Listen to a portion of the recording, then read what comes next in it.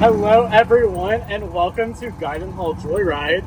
I'm here with Hannah Watts and our driver Sam, and we are going to go around campus, take you to some of Hannah's favorite places, and just kind of chat about her time here at Ole Miss. So excited. Yes, so thank you for joining us today with our inaugural episode, being the guinea pig. So, Hannah, tell us a little bit about you, who you are, what your major is, where you're from, all that fun stuff that the viewers would want to know. Perfect. Well, thank you, Seth. Hey, y'all. I am a senior this year. I am a secondary English education major, and I also major in public policy leadership with a minor in Spanish. I'm in the Mississippi Excellence in Teaching program at Ole Miss, and right now I am student teaching at Oxford Middle School in an 8th grade English classroom. I am from the small town of Columbia, Mississippi, and I guess that's a little bit about me. So yeah. So, starting off, what made you choose the University of Mississippi here, and specifically secondary English? Okay, I come from a family of teachers. I've watched my mom make a lot of differences in the lives of her students, so I was always really passionate about the job of a teacher and everything that a teacher is able to do to really make a change and an impact. But what made me choose specifically Ole Miss, I think it really, the first thing that grabbed my attention was the Mississippi Excellence in Teaching program and the great scholarship that came with that. And after digging in a little bit more about the scholarship, looking at all the School of Education offered to actually prepare me for the classroom was something that really drew me in to know that I could be trained to be an awesome teacher here. And I've been able to be in the classroom since freshman year, and that's something that's really solidified for me that I belong in this career field, and it's what I hope to do for the rest of my life. I love it. So, Hannah, like you mentioned, you have been in classrooms since freshman year. So, tell us a brief overview. What 4 different grade levels have you been in? And kind of what's one thing that you've learned each year? Okay. My first year, freshman year, I was in 8th grade classroom in Oxford Middle School, which is where I'm back right now. And that was really my first experience in middle school since I left the 8th grade classroom myself when I was a student. So it was just a wake-up call to the ever-changing lives and drama of what it is to be an 8th grader. A weird time in people's lives, but a really cool developmental stage as well.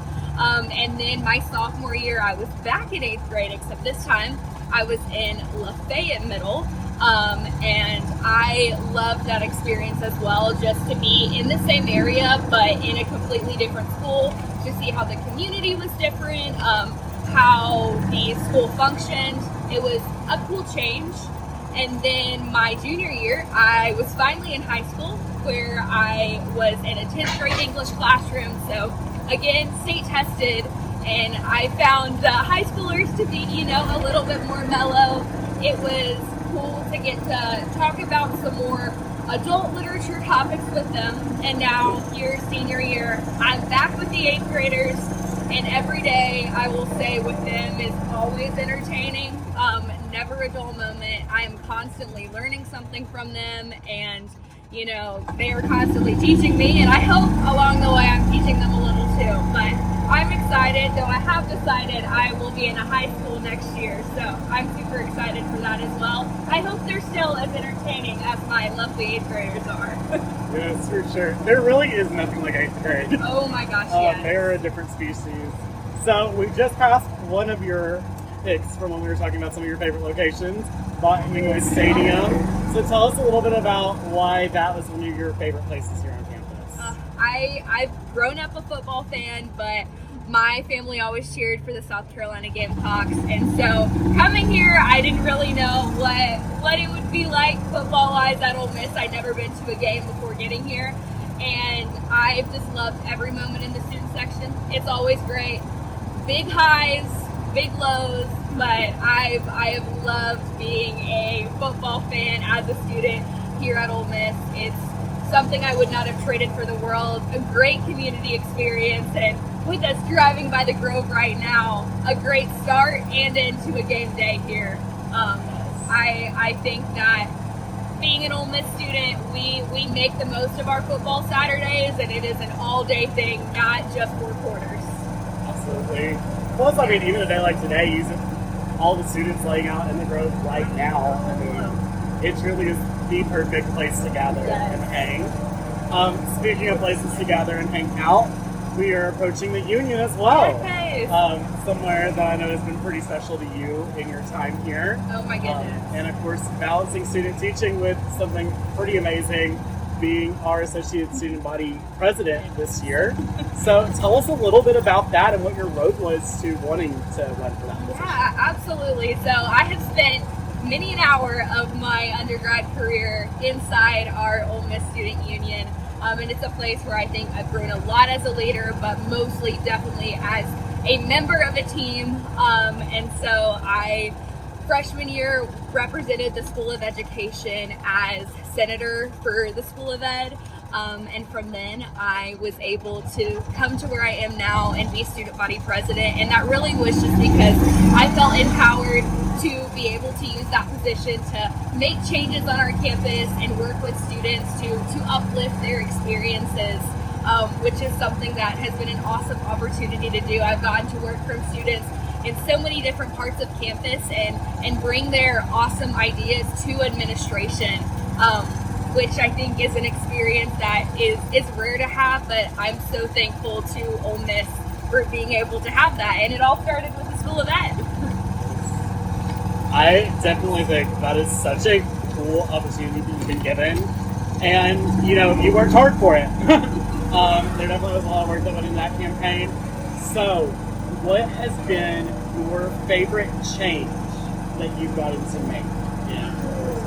Or had an influence on starting the ball? Yeah, that's so difficult, but I think one of the ones that I think was really exciting to do is kind of talking with my cabinet. One of the things coming in is we were like, it would be really impactful if we were able to find a way to lower textbook costs for students, because I know, and even specifically for some majors, they can be more expensive than others.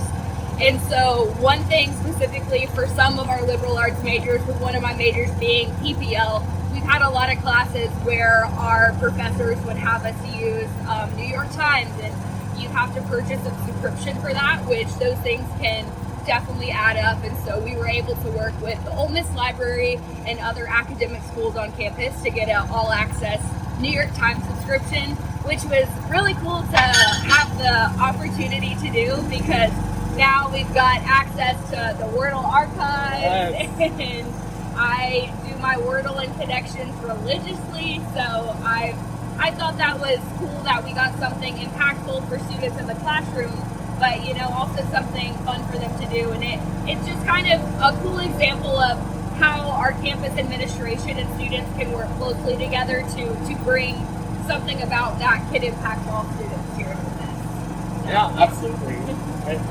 That is such a cool process too, because I know all of us are extremely grateful to have that New York Times game subscription.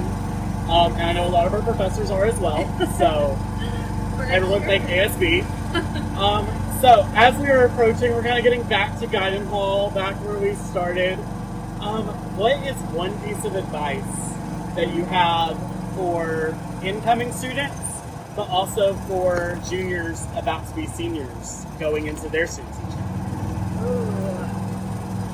I definitely, it's really hard to narrow it down to one piece of advice, but something that I've learned a lot along the way for myself is the importance of reflection. So in the classroom, that looks like kind of reflecting on the impact that I was able to make on my students that day, or the impact that I didn't take the opportunity to make.